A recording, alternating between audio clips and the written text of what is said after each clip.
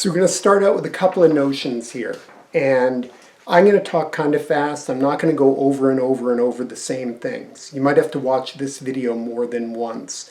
I don't think we're going to be going very fast, but I'm not going to slow down or stop. So we've got two notions. One is that the electromagnetic force drives all chemical reactions. Okay, that's the force.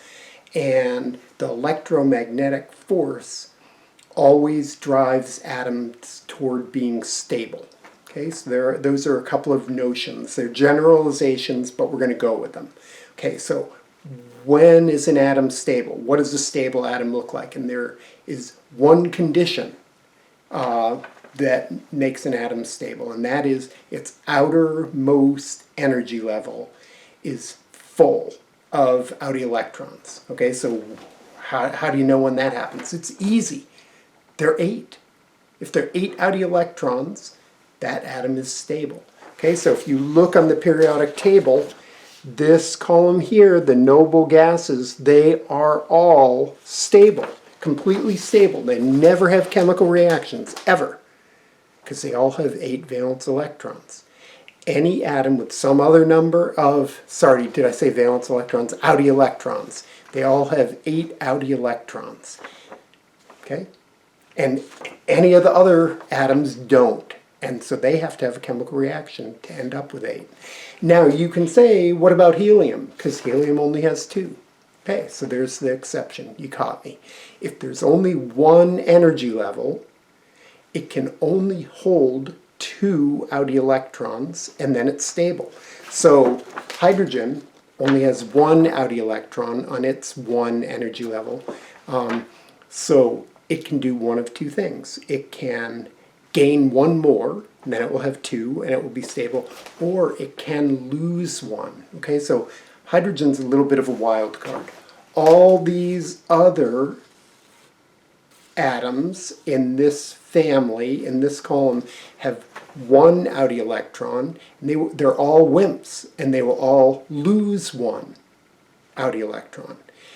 That takes them down to the next level, which is full, so they are stable. Ta-da!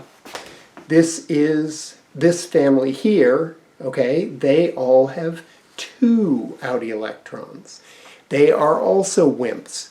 They will also lose their electrons to become stable, because if they lose their 2 electrons, they go down to the next level, which is filled, and they are stable.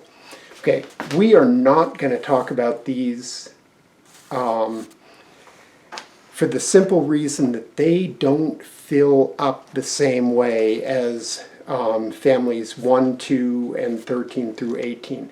So these can actually have different numbers of outer electrons.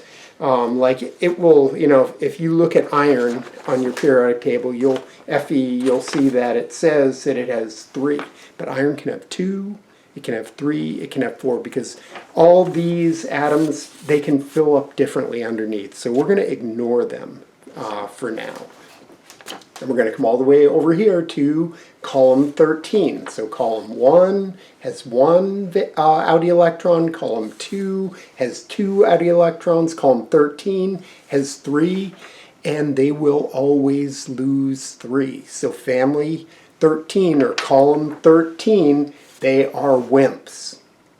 Okay, then we're going to skip over 14 and go to 15, and they all have 5 outer electrons.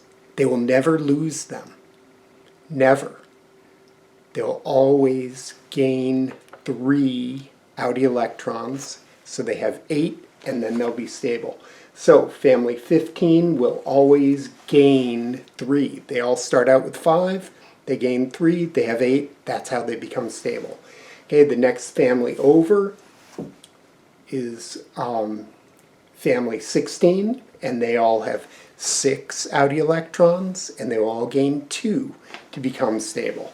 And then column 17, okay, I toggle back and forth, I'm realizing, between calling them columns and calling them families.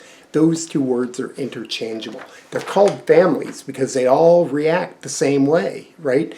If they're 2 different kinds of atoms, but they both have two outie electrons, they'll both behave the same way.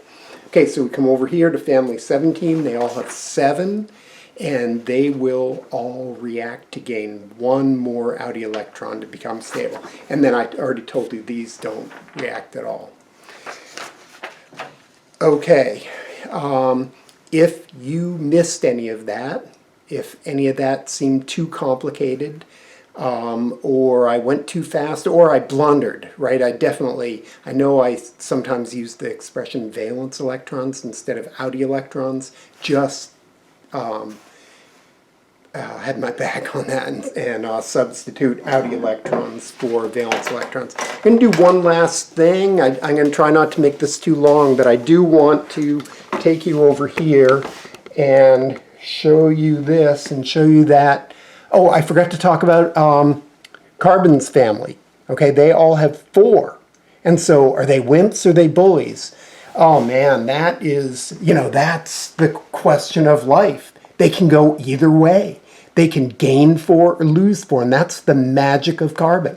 That's why carbon is the kind of atom that we connect to life. When they look for life in other places in the universe, that's what they look for. They look for carbon atoms.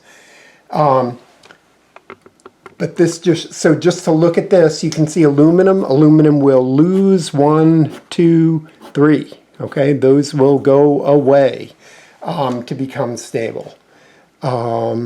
Lithium will lose 1.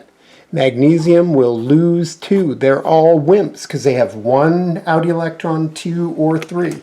And those with more, nitrogen will always, it has 5, it will always find a way to get 1, 2, 3 more. And this is just scribbling. There's no, you don't have to know how to do that, but you need to know, 1, how to be given a kind of atom and do the outie electron dot configuration, which we did, that's easy. And then you need to be able to say, this has 3 outie electrons, it will lose them all to become stable. Or this has 7 outie electrons, it will gain 1 more to be stable. Okay, I'm going to stop talking.